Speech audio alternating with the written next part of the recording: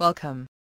In this tutorial, Basic Simulation Control, Schematic Displays, your learning goals are to navigate through schematic views, investigate SPM 700 components and their control mechanisms, open a DCS loop faceplate keypad, use keyboard and toolbar buttons to change values, and modify a DCS loop setting. Schematic thumbnails and navigation.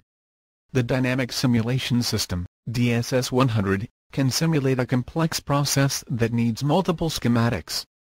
We will use the SPM 700 distillation process for demonstration. This process model has an overview screen, and 4 detail views, all of which you can see, and select, from the menu on page 1, Thumbnail page. The overview display contains principal process components, indicators, controllers, and their current process variable values. Much of the simulation can be controlled from the schematic views. Major areas, or systems, of the distillation column have a detail page, such as the feed system. The feed detail page includes bypass valves, and spare pumps, not shown on the overview schematic. The column profiles schematic shows a detail of the distillation column. The temperature and composition analyzer values appear, for each of the 8 trays. Notice that the level instrument controller LIC301 appears on this detail, as well as on the bottom schematic on page 5. The bottom's product schematic shows the lower part of the distillation column, and the pumps and heaters that draw off the heavier product. Schematic 6 is the overhead detail, with yellow vapor lines leading to D701, the reflux drum that collects the lighter condensed overhead product. Again, spare pumps, and backup block valves are shown on the detail. Remember that a left click on schematic will return you to the thumbnails. SPM 700 components and their controllers. Let's examine the overview schematic of the SPM 700. Color coding helps to pick out the components. Purple labels are equipment tags, pump, heaters, column, and drum. White labels show instruments such as temperature, flow, composition, and pressure. In light blue are the process variables and their units of measurement. An instrument tag with C at the end indicates a control loop. For example, FIC 101 has the flow instrument symbol on the flow line, the current flow rate in gallons per minute, and a signal line to the controlled valve. Let's study the overhead system detail.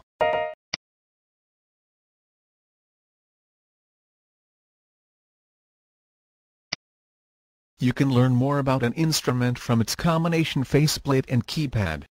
To open an instrument's distributed control system faceplate, click the process variable. Here, the FIC802 flow controller faceplate pops up, showing additional information, and presenting keypad controls. With a faceplate open, clicking other process variables replaces the faceplate with that instrument's information. Click the level indicator of a tank or drum to open the level controller, in this case LIC701.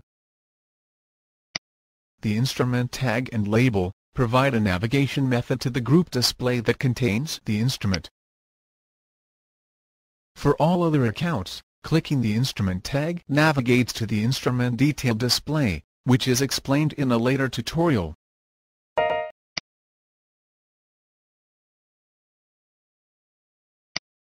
Back to the FIC802 faceplate.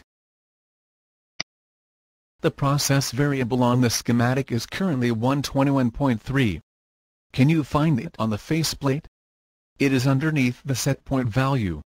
And when the mode is automatic, these should be equivalent. The output number, in yellow, represents a percentage of maximum possible output.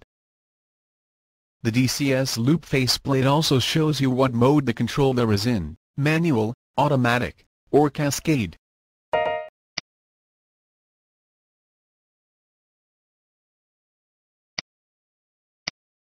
As you will see, The keypad allows you to modify the set point, output, or mode.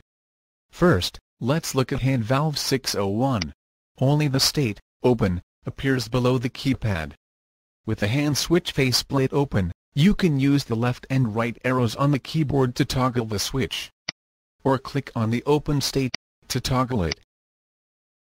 You can also use the single up and down arrows on the keypad. The other buttons are non-functional for a manual switch. Hand switchers operate the same way. You can toggle between run and stop. Temperature instruments, such as the TI-601, cool water supply temperature, show the process variable on the faceplate. The keypad is non-functional. Only controllers have active keypads. You can close the faceplate when you are done. Using the controller faceplate keypad. Let's study the faceplate keypad controls for FIC 101. If desired, move the faceplate to a convenient location.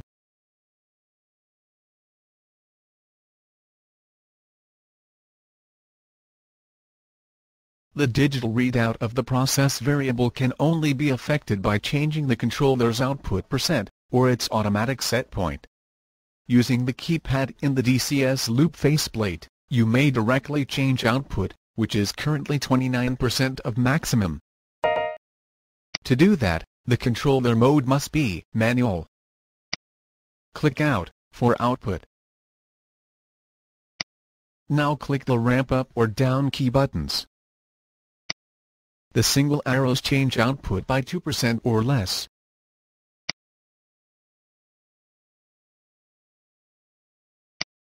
The double arrows change output by 10% each click.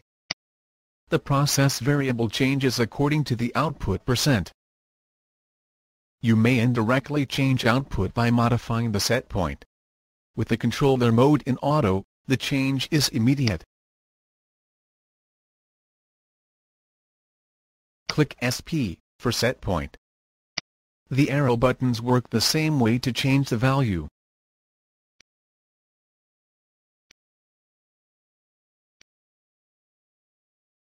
Note how the process variable follows the set point.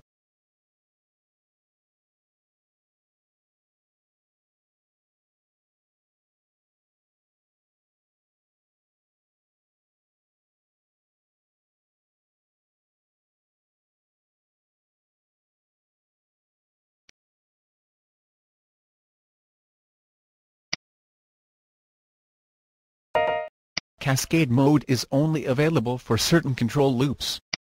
FIC 802 is in Cascade mode. In Cascade, another controller determines the set point value for the process variable. The dashed line with the white dot shows that LIC 701 is the master, or primary, controller in the loop. Using the keyboard and toolbar. With the DCS loop faceplate open, your computer keyboard or the simulator toolbar may also be used to modify the process variable, status, or mode of the controller. On the toolbar, the faceplate keypad buttons are duplicated. These buttons are most useful when you want to change the process variable while the group or trend category pages are open. If you forget what the button stands for, hover the mouse to see the tooltip. For example, the single arrow shows 2% increase, or 1 for switches and valves. Roll over each highlighted area for more information. The keyboard is useful for typing in exact values. For example, on the FIC 101 controller loop.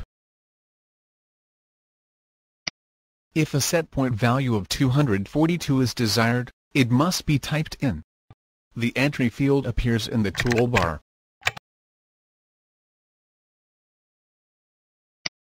Check the DSS 100 user guide for operators to see other keyboard shortcuts. Examples: modifying a DCS loop setting. Here are some examples of modifying controller settings. First, we will switch to the spare feed supply pump. On the feed system schematic, Toggle the status of the hand valves.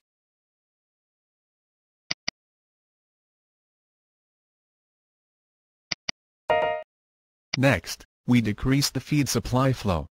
To do that, we select the FIC 101 DCS loop controller. Click Manual. Then Output. And decrease the output by 10%.